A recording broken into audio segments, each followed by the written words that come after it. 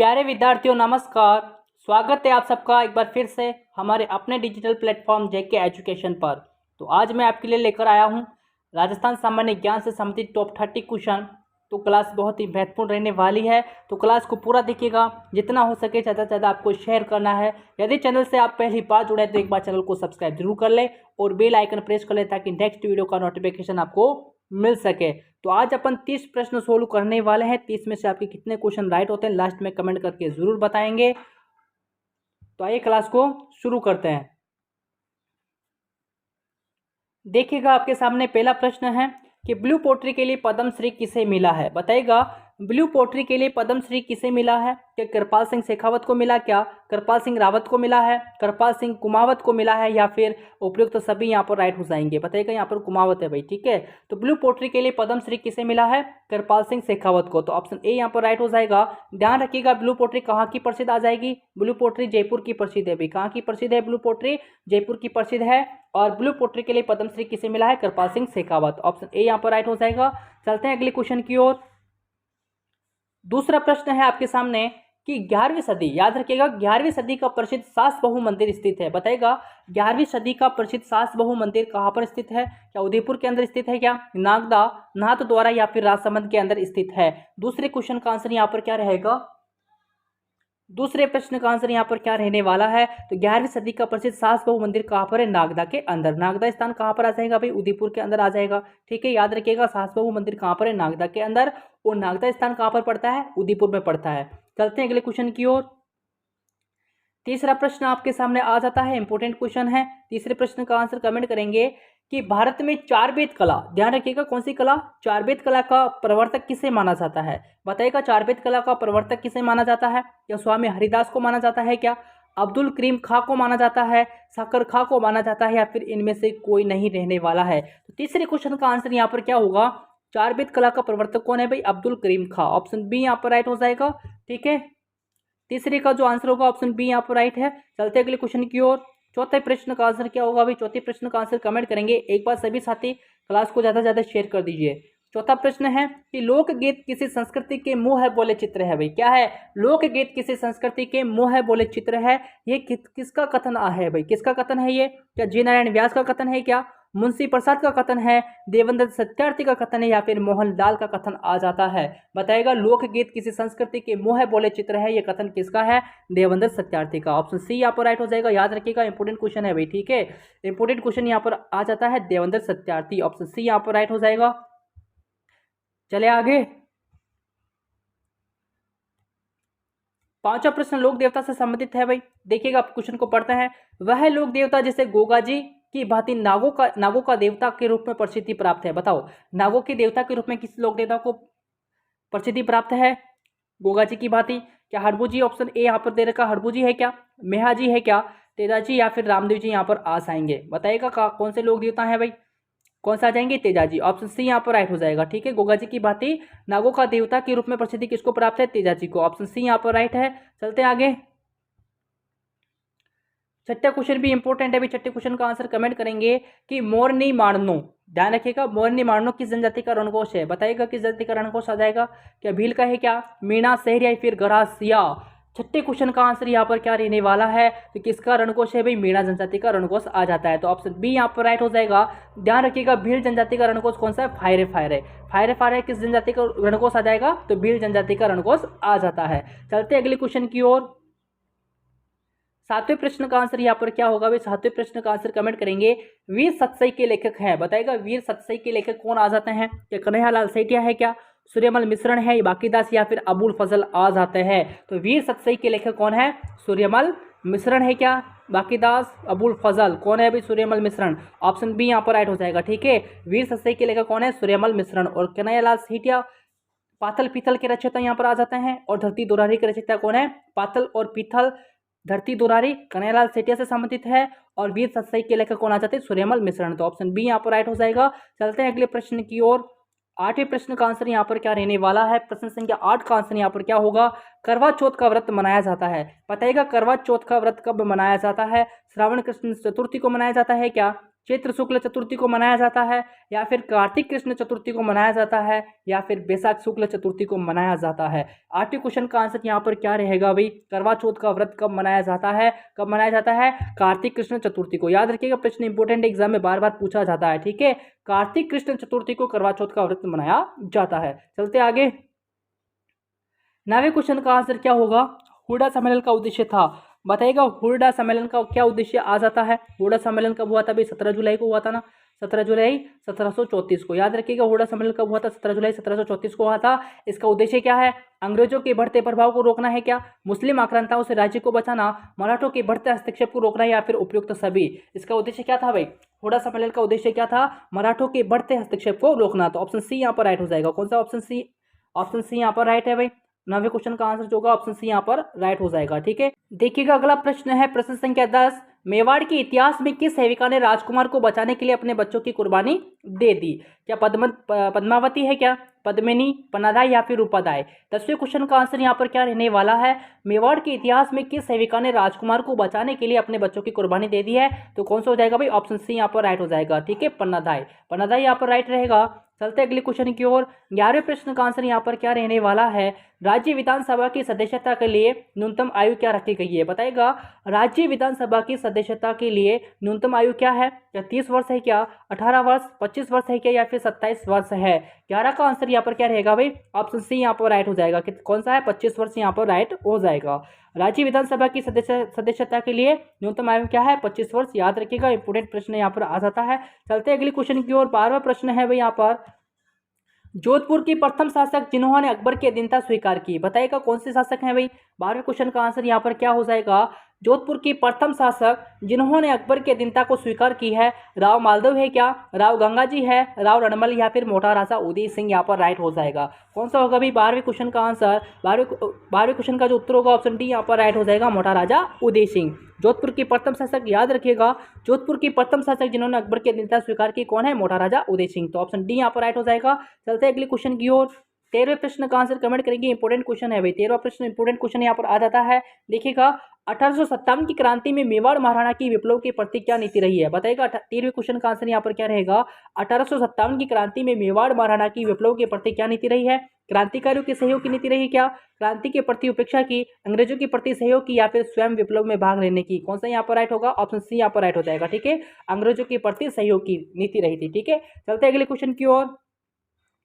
प्रश्न संख्या 14 है कि 1857 की क्रांति में राजपूताना में अंग्रेजों के विरोध का प्रमुख केंद्र क्या था। बताइएगा, 14वें क्वेश्चन का आंसर यहाँ पर क्या रहेगा, 1857 की क्रांति में राजपूताना में अंग्रेजों की विरोध का प्रमुख केंद्र था, नसीराबाद था क्या, नीमच था क्या, अरीनपुरा था, या फिर आउवा था। कौन सा था भाई, कौन सा था, अरीनपुरा। ऑप्शन सी यहाँ पर राइट होगा। ध्यान रखिएगा, 1857 की क्रांति में राजपूताना में अंग्रेजों के विरोध का प्रमुख केंद्र कौन था, अरीनपुरा। ऑप्शन सी यहाँ पर राइट होगा।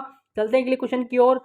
15वें प्रश्न का आंसर यहाँ पर क्या रहने वाला है कि जोधपुर लीजन के सैनिकों ने किस छावनी में क्रांति का उद्घोष किया था। बताओ, 15वें क्वेश्चन का आंसर यहाँ पर क्या होगा, जोधपुर लीजन। कौन सा लीजन, जोधपुर लीजन के सैनिकों ने किस छावनी में क्रांति का उद्घोष किया था। क्या नीमच में किया था, जोधपुर, एरिनपुरा, या फिर ब्यावर। कौन सा होगा भाई, ऑप्शन सी यहाँ पर राइट हो जाएगा, एरिनपुरा, ठीक है।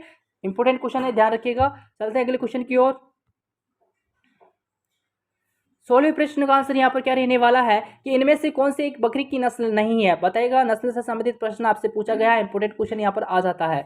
बताएगा, इनमें से कौन सी एक बकरी की नस्ल नहीं है। क्या परबतसर नहीं है क्या, अलवरी नहीं है, बड़वारी नहीं है, या फिर मगरा नहीं है। कौन सी नहीं होगी, मगरा नहीं होगी ना। ऑप्शन डी यहाँ पर गलत हो जाएगा। मगरा किसकी नस्ल है भाई, भेड़ की नस्ल है। किसकी है, मगरा, भेड़ की नस्ल आ जाएगी, ठीक है। तो ऑप्शन डी यहाँ पर राइट है। चलते हैं अगले क्वेश्चन की ओर। प्रश्न संख्या 17 का आंसर यहाँ पर क्या होगा, निम्न में से किस नस्ल की भेड़ को भारतीय मेरिनो के नाम से जाना जाता है, या फिर भारतीय मेरिनो भी कहते हैं।